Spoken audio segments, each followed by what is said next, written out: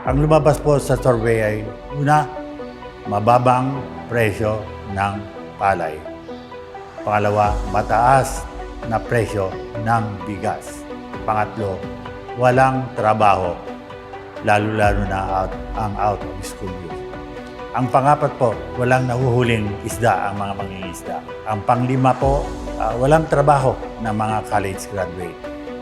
At ang panganim, hindi mabilis ang internet connection. Yan po ang 6 na problema ng ating mga kababayan dito sa probinsya ng Cagayan.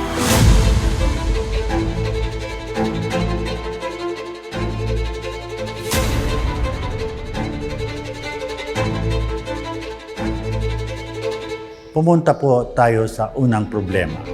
Ang unang problema po ay mababang presyo ng palay. Bakit po mababa ang presyo ng palay? Ang nangyayari ngayon, halimbawa, ay ang pagpapatuyo ng palay sa mga ating mga lansangan. Kasi kung ang palay ay nasa lansangan, siyempre nasasagasaan, siyempre nadudurog, siyempre nababasa, siyempre nahahaluan ng bato. At ang moisture content ay hindi naman yung tamang moisture content. Kaya ang kalidad ng ating palay ay bumababa at marami ding nawawalang palay. At dahil dito, bumababa ang presyo ng palay. Ano na ngayon ang gagawin natin?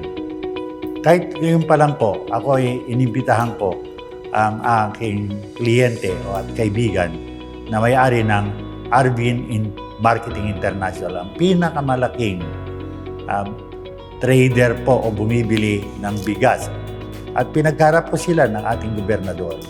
At nag-usap-usap na pwede magpatayo ang Arvin International ng modernong rice mill as post-harvest facilities sa Cagayan mismo. Kasi ngayon, ang ating palay ay dinadala pa rin natin sa Isabela.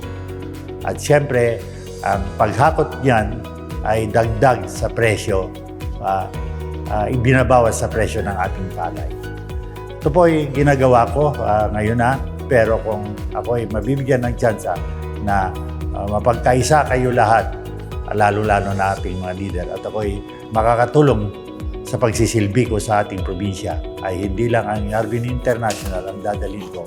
Marami pa akong mga kaibigan, katulad ng gumagawa ng feed mill para sa ating mga nagmamais yan sa Bagao, sa Itawis region ng ating probinsya, ay tatas din ng pagbibili ng mais, katulad ng tatas ng pagbili ng palay. Ito po ang aking naiisip at aking gagawin kung sakasakaling mabigyan ng tsansa na magsilbi. Wala pa akong iniisip kung hindi kabubuti ng buhay ng lahat ng Cagayano, lalong-lalo na ang mahihirap.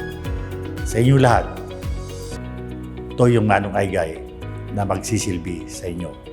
Salamat po.